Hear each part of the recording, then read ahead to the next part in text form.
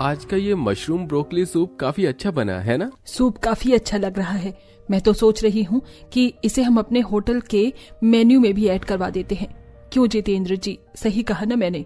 Papa mummy आपसे कुछ कह रही हैं, जवाब तो दीजिए। और ये क्या, आपने अभी तक अपनी स्पेगेटी नहीं खाई? अरे मुझे नहीं पसंद है तुम लोगों का ये कॉन्टिनेंटल फूड। न मिर्च होती है न मसाले। ये बेस्वाद खाना खाकर मैं थक गया हूँ। ऊपर से हमारे होटल में भी एक भी इंडियन डिश नहीं है। तुम लोगों को ये बेस्वाद खाना आखिर पसंद कैसे आता है? अरे पापा, ये कोई बेस्वाद खाना नहीं है, बल्कि हेल्दी खाना है। ज्यादा मिर्च मसाले और तेल हेल्थ के लिए बिल्कुल भी अच्छे नहीं है। और नहीं तो क्या। और आपको तो इस उम्र में अपनी सेहत का ध्यान रखना चाहिए। चुपचाप से ये खाइए। अपने घर वालों की बात सुनकर और पूरे डाइनिंग टेबल पर बेस्वाद बिना मिर्च मसाले का कॉन्टिनेंटल खाना देख जितेंद्र गुस्से में उठता है और अपनी ड्राइवर को बुलाकर सीधा गाड़ी में बैठकर अपने होटल के लिए निकल जाता है। जितेंद्र होटल पहुंचने ही वाला था कि तभी बीच रास्ते में एक लंबा जाम लग जाता है। अरे ड्राइवर, ये जाम कैसे लग गया है? इस रूट पर तो कभी इतना जाम नहीं लगता था। अरे मालिक, वो आगे रोड बन रही है, शायद इसलिए जाम लग गया है। थोड़ी देर में खुल जाएगा। जितेंद्र अपनी बड़ी सी गाड़ी में बैठ ट्रैफिक के खुलने का इंतजार कर रहा होता है कि तभी उसे एक बहुत ही अच्छी खुशबू आने लगती है। आहा, ये इतनी अच्छी खुशबू कहाँ से आ रही है? लगता है ये आसपास कुछ इंडियन खाना मिल रहा है। ये खुशबू तो मेरा मन मोह रही है। जितेंद्र जल्दी से गाड़ी से निकलता है और इधर उधर देखने लगता है। तभी उसे सामने ही एक आलू पूरी का ठेला दिखता है, जहां एक पारुल नाम की लड़की लोगों को गर्मा गर्म आलू पूरी और अचार दे रही थी। जितेंद्र जल्दी से उस ठेले के पास जाता है। अरे वाह, गर्मा गर्म आलू पूरी और खट्टा मीठा आम का अचार। इसे तो देखकर ही मेरे मुंह में पानी आ गया। बेटा, मेरे लिए भी एक प्लेट लगा दो। ठीक है साहब। पारुल जितेंद्र को गर्मा गर्म आलू पूरी और अचार देती है, जिसका पहला निवाला खाते ही जितेंद्र अब उस आलू पूरी और अचार के स्वाद में इतना मदहोश हो जाता है कि वो 5 से 6 प्लेट आलू पूरी खा लेता है। लगता है आपको आलू पूरी कुछ ज्यादा ही पसंद है। अरे बेटा, पसंद नहीं बल्कि ये तो मेरी जान है। सालों पहले मैं हर रविवार आलू पूरी खाता था। जितेंद्र पारुल की बनाई हुई आलू पूरी की तारीफ कर ही रहा होता है कि तभी ठेले पर पारुल की माँ अनीता आती। अरे पारुल बेटा, तू शादी के लिए हाँ क्यों नहीं कर रही है? तेरे बाबा और मैं कितने परेशान हैं। क्या बुराई है उस लड़के में? हमारी तरह उसका भी तो खाने पीने का ठेला है। आपको नहीं पता क्या? वो लड़का दारू पीता है और मैं किसी शराबी से शादी नहीं कर सकती। बेटा, दारू तो आजकल हर कोई पीता है। अब तेरे बाबा भी तो पीते हैं, लेकिन मैं भी तो उनके साथ अपनी जिंदगी गुजार रही हूँ। तो तुझे क्या दिक्कत है? मैंने कहा ना कि मैं शादी नहीं करूंगी तो नहीं करूंगी। अनीता पारुल की बात सुन जितेंद्र वहां से चला जाता है और वो कई दिनों तक जितेंद्र बार बार पारुल के बारे में ही सोच रहा था। और आज अचानक जितेंद्र शगुन लेकर आसपास के लोगों से पूछताछ कर अनीता और पारुल के घर पहुंच जाता है। अरे आप तो वही है ना जो उस दिन मेरे ठेले पर आलू पूरी खाने के लिए आए थे? हाँ, और आज मैं तुम्हारा हाथ मांगने के लिए आया हूँ, अपने बेटे गणेश के लिए। देखिए बहन जी, भगवान की कृपा से हमारे पास सब कुछ है। किसी भी चीज की कोई कमी नहीं है। मैं तो बस अपने घर के लिए एक संस्कारी बहू चाहता हूँ। हमें दान दहेज में कुछ भी नहीं चाहिए। शादी के बाद आपकी बेटी बहुत खुश रहेगी। न जाने पिछले दिनों में ऐसे कौन से पुण्य के काम किए थे जो इस जन्म में मुझे इसका फल मिला। भाई साहब, हमारी तरफ से तो ये रिश्ता पक्का है। मेरी बेटी का इतने बड़े घर में रिश्ता हो, इससे बढ़कर और मुझे क्या चाहिए? जितेंद्र जैसे तैसे कर पारुल के लिए अपने घर वालों को मना लेता है और कुछ ही हफ्तों में पारुल और गणेश की शादी हो जाती है। और आज गरीब बहू पारुल की उसके अमीर ससुराल में पहली रसोई की रस्म होती है। आज मेरी पहली रसोई की रस्म है, तो आप लोग क्या क्या खाना चाहते हैं? मेरे लिए तो आप एस्परगस, ब्रोकेटा, पेस्टो, पास्ता और बारबेक्यू टी बना देना। मैं तो क्यूकम्बर जलपेनो सैलेड और कैरामाइल्स कैप्सिकम सैलेड खाऊंगी। भाभी, मेरे लिए तो आप कीटो बर्गर और स्पिनिच सॉस बना देना। सभी पारुल को अपना मनपसंद कॉन्टिनेंटल खाना बताकर चले जाते हैं, जिसे सुन पारुल क्या क्या क्या कहा? इन लोगों ने तो मेरे तो कुछ भी पल्ले नहीं पड़ा। कितनी अजीब अजीब नाम लिए। इनके तो नाम ही इतने अजीब हैं, न जाने दिखने में कितने अजीब होंगे। मैं तो अपना देसी खाना ही बनाऊंगी। पारुल रसोई में जाती है और सबके लिए गर्मा गर्म आलू गोभी के पराठे, रायता, पुलाव, सरसों का साग, वेज बिरयानी, मटर मशरूम, छोले भटूरे और मीठे में हलवा और गुलाब जामुन बनाती है। पारुल जैसे ही खाने के बर्तन लेकर हॉल में आती है। ये क्या? ये लोग टेबल कुर्सी पर बैठकर खाना खाते हैं ना? न जाने आजकल के लोगों को क्या हो गया है, भला अपनी संस्कृति छोड़कर बाहर के देशों की संस्कृति को अपना रही है। पारुल डाइनिंग टेबल के पास ही मैट बिछाकर जमीन पर उस पर खाने पीने के बर्तन लाकर रख देती है। थोड़ी देर में सभी लोग जैसे ही खाने के लिए आते हैं तो जमीन पर मैट बिछा देखकर और उस पर देसी खाना लगा हुआ देखकर सभी लोग काफी हैरान होते हैं। ये सब क्या है? तूने खाना जमीन पर क्यों लगाया है? ऊपर से तूने ये सब क्या बनाया है? हमने तुझे बताया था ना कि हम लोग क्या क्या खाएंगे।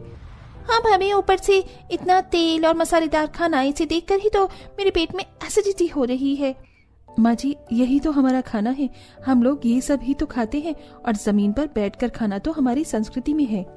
बहू बिल्कुल ठीक कह रही है। बहू की पहली रसोई की रस्म है और तुम लोग उसे भाषण देने में लगे हुए हो।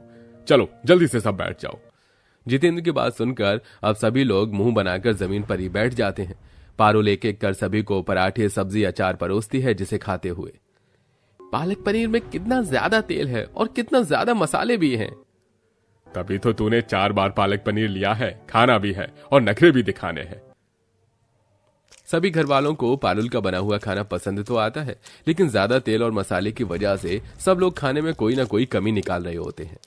भाभी, आज भी आपने ये देसी खाना बना दिया, कभी तो मेरी पसंद का कॉन्टिनेंटल खाना भी बना दिया करो। उस दिन खाने में तेल मसाले ज्यादा थे, इसीलिए आज मैंने तेल मसाले काफी कम डाले हैं। तुम्हें फिर भी ये खाना पसंद नहीं आ रहा?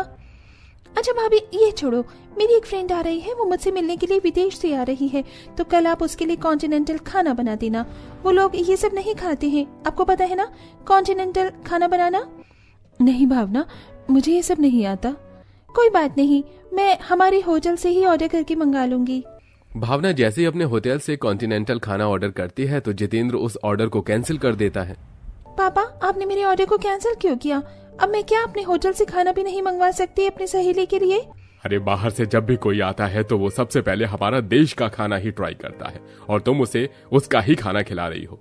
पारुल बहू, तुम जाओ और उसके लिए अपना देसी खाना बनाओ। अपने ससुर के कहने पर पारुल किचन में जाती है और कम मसाले, तेल का उपयोग कर काफी अच्छा खाना बनाती है, जो भावना की अंग्रेजन दोस्त रूबी को काफी ज्यादा पसंद आता है।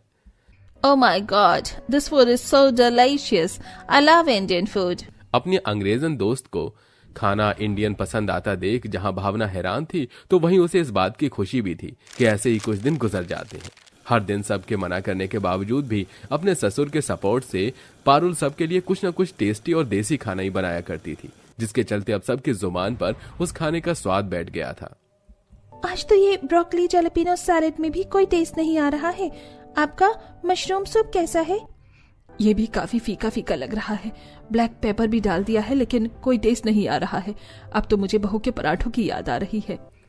धीरे धीरे कर अब सभी घर वाले पारुल के बने हुए खाने के दीवाने होने लगते हैं और हर रोज वो सब पारुल के हाथ का खाना खाते हैं। सबसे ज्यादा खुशी जितेंद्र को होती है। ऐसे ही कई दिन गुजर जाते हैं और अचानक उनके होटल के बिजनेस में लॉस होने लगता है। हमारे होटल में किसी भी चीज की कोई कमी नहीं है, स्टाफ से लेकर मैनेजर सब काफी अच्छे हैं, लेकिन होटल इतना लॉस में कैसे जा सकता है कि पूरे दिन भर में सिर्फ 5 से 6 कस्टमर आते हैं। मेरे ख्याल से ये सब आपके खाने की वजह से हुआ है। आप खुद देखिए, जब बाहर विदेशी लोग हमारे देश में आते हैं तो सबसे पहले हमारा ही देसी खाना खाते हैं। इंडिया में भी सभी को अपना ही खाना सबसे ज्यादा पसंद आता है, लेकिन आपके होटल में सिर्फ बाहर का विदेशी खाना मिलता है। हम सब सिर्फ एक हद तक ही बाहर का खाना खा सकते हैं, उसके बाद तो सबको अपने घर की दाल रोटी ही पसंद आती है। लेकिन बहू, अगर हम तेरी बात मानकर अपने होटल में इंडियन खाना रख भी देते हैं तो क्या गारंटी है कि कस्टमर की सेल बढ़ेगी? कोशिश तो कर सकते हैं ना। तुम लोगों को भी पहले कहाँ ये सब पसंद था, लेकिन अब देखो तुम सब खुद इंडियन खाने के दीवाने हो। पारुल की बात मानकर सभी लोग अपने होटल में अब इंडियन खाना भी रखवाते हैं, जिससे सिर्फ कुछ ही महीनों में उनके होटल की सेल पहले से भी ज्यादा होने लगती है। मेरे घर को ठीक करने के साथ साथ तुमने मेरे होटल का प्रॉफिट भी दुगना कर दिया। पहले मैं तुम्हारे बनाए हुए इंडियन खाने के बारे में कितना उल्टा सीधा सोचती थी, उसमें हमेशा कमी निकालती थी, लेकिन अब सच कहूं तो मुझे अब इंडियन खाने के अलावा और कुछ पसंद ही नहीं आता है। अपने ससुराल वालों से इतनी तारीफ पाकर पारुल काफी ज्यादा खुश थी और अब पारुल घर में खाना बनाने के साथ साथ अपने होटल में भी अपने हाथों का इंडियन खाना बनाती है, जो कस्टमर्स को काफी पसंद आता है। ये मैं कौन सी जगह पर आ गई हूँ? यहाँ कितना बड़ा महल है, क्या ये स्वर्ग है? मुझे ऐसा क्यों लग रहा है जैसे कि मैं अभी भी जिंदा हूँ। जो भी हो, ये लोग मुझे नहीं पता कौन है, इसलिए मेरा यहाँ से चले जाना ही बेहतर होगा। अनन्या ऐसे बोलकर बस जा ही रही थी कि तभी उसका पीछे से किसी ने हाथ पकड़ा। अनन्या ने घबरा कर पीछे देखा। कौन है? कौन हो तुम? वो मैं। अनन्या कहाँ आ गई थी? ये कौन सी जगह थी? और वो इसे स्वर्ग क्यों बोल रही थी? क्या वो मर गई थी या कुछ और? चलिए कहानी में पीछे चलकर जानते हैं। माँ, बाबा, ये लीजिए। माँ, वैसे मैं जानती हूँ कि आपको ये फलियों की सब्जी बिल्कुल भी पसंद नहीं है, लेकिन बस क्या करूँ, आज यही सब्जी सस्ती थी तो मैं यही ले आई। मेरी बच्ची, तेरे हाथों से बनी तो हर चीज मुझे खाने में अच्छी ही लगती है, तो तू ऐसे मत सोचा कर। सही कहा है माँ ने। मेरी बेटी तो जो बना दे वही अच्छा लगने लगता है। सच? हाँ, मेरी रानी बेटी एकदम सच। काश कि मैं विकलांग ना होता तो तुझे अच्छी अच्छी चीजें लाकर खिलाता। सही कहा। और अगर मेरी आंखों की रोशनी सही होती तो मैं भी अपनी बेटी को तरह तरह का खाना बनाकर खिलाती। माँ, बाबा, आप दोनों क्यों ऐसी बातें कर रहे हो? आपकी सेवा करना मेरा फर्ज है, इसमें मुझे खुशी मिलती है। और क्या फर्क पड़ता है, आप मुझे बनाकर खिलाओ या मैं आपको? चलिए अब ये सब बातें छोड़िए और मैं आपको आपकी दवाई दे रही हूँ, वो खा लीजिए और सो जाइए। अनन्या ने अपने माँ बाप को खाना खिलाकर उन्हें सुला दिया। अनन्या एक गरीब लड़की थी जिसकी माँ अंधी और बाप विकलांग था। अनन्या ही उनका एकमात्र सहारा थी। ऐसे ही सिलसिला चल रहा था और आज के दिन। माँ, मैं कुएं से पानी भरने जा रही हूँ, आप और बाबा अपना ख्याल रखना। ठीक है मेरी बच्ची। अनन्या ऐसे बोलकर कुएं पर पानी भरने को आ गई कि तभी, अरे देख देख, ये तो अनन्या है ना, उन्हीं विकलांग माँ बाप की लड़की।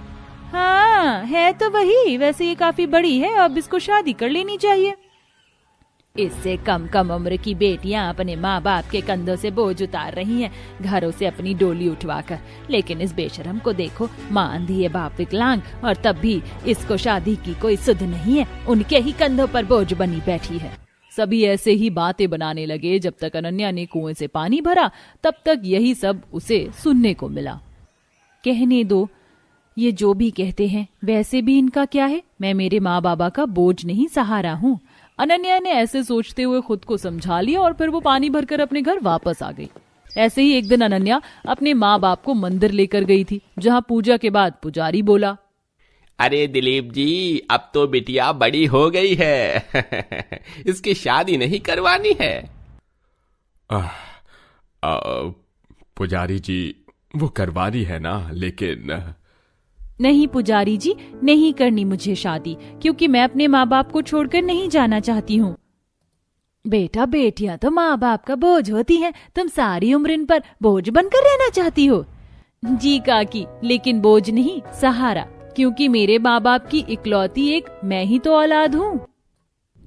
अनन्या इस तरह जवाब देती हुई अपनी माँ बाप को मंदिर से ले आई। लेकिन जैसे जैसे दिन बढ़ रहे थे, अनन्या को गांव वाले उसकी उम्र और शादी के ऊपर ताने मारते रहते थे, लेकिन अनन्या उन सभी की बातों को बस नजरअंदाज कर देती थी। ऐसे ही सिलसिला जारी था कि एक दिन अनन्या सब्जी लेकर रात में घर लौट रही थी। आज तो मुझे बहुत देर हो गई सब्जी लाने में, माँ बाबा को भूख लगी होगी, अब जल्दी से घर जाकर मैं इसे बना दूंगी। अनन्या ऐसे बोलती हुई बस अपने घर के दरवाजे तक पहुंची थी कि तभी उसे अपनी माँ की आवाज आई और उसके कदम रुक गए। सुनिए जी, हमारी बेटी इस साल 24 की हो गई। जब सभी उसकी शादी को बोलते हैं तो फिर मुझे भी बस चिंता सी होती है। सही कहा। जब सब कहते हैं कि माँ बाप के कंधों का बोझ, तो सच में कोई बोझ सा महसूस होता है। हमारी बच्ची बहुत अच्छी है, बहुत ख्याल रखती है हमारा, लेकिन सच कहूं तो है तो वो एक बोझ ही। जब भी उसके बारे में सोचती हूँ तो चिंता के सिवा कुछ और नहीं होता। हेमा की ये बात अनन्या के दिल पर लग गई। क्या सच में? अरे अनन्या बेटा, तू? माँ बाबा, मैं आपके कंधों का बोझ हूँ। कोई बात नहीं, अगर ऐसा है तो ये बोझ आज ही आपकी छाती से उतर जाएगा। माँ बाबा, अपना ख्याल रखना। अनन्या ऐसे बोलकर तेजी से भागने लगी। अनन्या, अनन्या रुक जा मेरी बच्ची, रुक जा मेरी बच्ची। अनन्या, अनन्या मेरी बच्ची। हेमा और दिलीप बेचारे दोनों चिल्लाते रह गए और अनन्या रोती और भागती हुई एक नदी के पास आ गई जो उनके गांव से जरा दूर बहती थी। मैंने तो खुद को अपने माँ बाप का सहारा समझकर समझाया हुआ था, लेकिन मुझे क्या पता था कि ये दुनिया वाले सही बोलते थे। मैं कोई सहारा नहीं, बस एक बोझ हूँ। लेकिन अब ये बोझ ज्यादा दिन नहीं रहेगा। बस अब मैं जा रही हूँ, भगवान मुझे अपने पास बुला ले। अनन्या ऐसे बोलकर नदी में कूद गई। वहीं गरीब माँ बाप के चीखने चिल्लाने से गांव के कुछ आदमी अनन्या के पीछे पीछे आए थे, लेकिन उन्होंने बस उसे कूदते हुए ही देखा। काका, आपकी बेटी ने तो नदी में कूदकर जान दे दी। अनन्या, मेरी बच्ची। बूढ़े माँ बाप को अंदाजा भी नहीं था कि एक ही मिनट में उनकी बेटी उन्हें छोड़कर चली जाएगी। वहीं दूसरी तरफ अनन्या नदी में कूद चुकी थी, लेकिन वो मरी नहीं। कुछ देर के बाद जब उसने आंखें खोली तो उसने खुद को नदी की तलह पर लेटा हुआ पाया।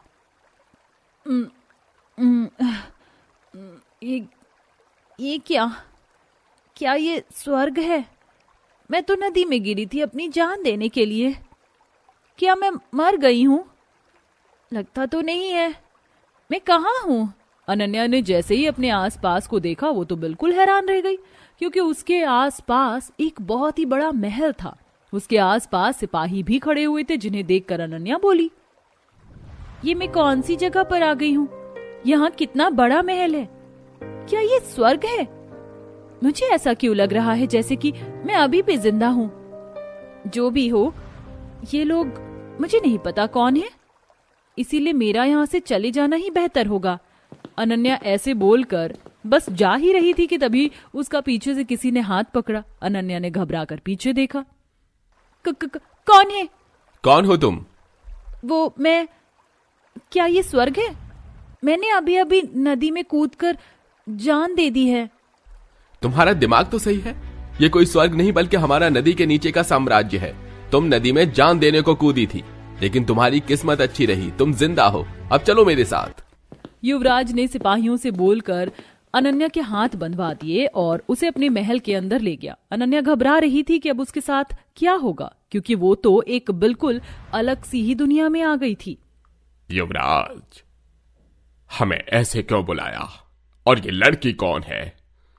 माँ बाबा, ऐसे अचानक बुलाने के लिए क्षमा चाहता हूँ, लेकिन मैं इसी लड़की के बारे में बात करने को आपको लेकर आया हूँ। माँ बाबा, आप दोनों ही चाहते थे ना कि मैं किसी लड़की को पसंद करके उससे शादी कर लूं, तो देखिए कर ली मैंने लड़की पसंद। युवराज, जो कि उस बड़े महल का राजकुमार था, उसकी बात को सुनकर अनन्या हैरान रह गई। लेकिन युवराज, ये है कौन? कहां से है? हमारे ही साम्राज्य की है और मुझे पसंद भी है, तो बस फिर इतना क्या सोचना। युवराज की बात सुनकर देवी और हंसराज दोनों ने ही कोई आपत्ति नहीं दिखाई और उन्होंने अनन्या से युवराज की शादी तय कर दी। लेकिन अनन्या को ये सब जरा भी समझ नहीं आ रहा था, इसीलिए वो युवराज से बोली, तुमने झूठ क्यों बोला? और मुझसे बिना पूछे ही तुम मुझसे कैसे शादी कर सकते हो? देखो, मैं जानता हूं तुम्हें ये सब अजीब लग रहा होगा, लेकिन ये सब मैंने अपने बचाव के लिए किया। और तुम फिक्र मत करो, मैं हमेशा तुम्हें यहाँ नहीं रखूंगा। शादी के लगभग 1-2 महीने बाद मैं तुम्हें आजाद कर दूंगा। फिर तुम अपनी दुनिया में चली जाना और मैं यहाँ रह लूंगा। अब देखो, तुम हमारी दुनिया में आई हो तो तुम्हें इतना तो करना ही पड़ेगा। अनन्या युवराज की बातों पर कोई जवाब नहीं दे पाई और ना चाहते हुए भी उसे उसकी बातों को मानना पड़ा। अगले ही दिन महल में शादी की तैयारी हो गई, जिसमें नदी के नीचे के महल को समुद्री वनस्पति से सजाया गया और युवराज की शादी अनन्या से करवा दी गई। शादी के कुछ दिनों बाद अनन्या ने सब कुछ अच्छे से संभाला। वाह माँ, आपके हाथों के खाने का तो कोई मुकाबला नहीं कर सकता। ये मैंने नहीं, अनन्या ने बनाया है। युवराज ये सुनकर चौंक गया। ऐसे ही, मेरी घड़ी कहाँ पर है? ये रही। आप भी ना कभी अपनी चीजों का ख्याल नहीं रखते हो। अनन्या ऐसे ही छोटी छोटी चीजों का ख्याल रखती थी, जिससे कि धीरे धीरे युवराज को वो अच्छी लगने लगी। लेकिन देखते ही देखते 1 महीना हो गया और अनन्या युवराज से बोली, युवराज, आज 1 महीना हो गया है, अब मुझे घर जाने दें। क्या तुम्हें जाना है? अनन्या, मैं जानती हूँ कि आप क्या कहेंगे। मैं भी आपको पसंद करने लगी हूँ, लेकिन युवराज, जमीन पर मेरे विकलांग माँ बाबा अकेले हैं, उनके लिए मुझे जाना होगा। नहीं, तुम कहीं नहीं जाओगी अनन्या। तुम मेरी पत्नी हो, और वैसे भी अगर माँ बाबा की बात है तो मैं उन्हें भी यहीं बुला लूंगा। सच? अनन्या ऐसे बोलकर युवराज से लिपट गई। अंत में युवराज ने अनन्या के माँ बाप को भी अपने नदी के महल में ही बुला लिया, जिसके बाद सभी खुशी खुशी रहने लगे।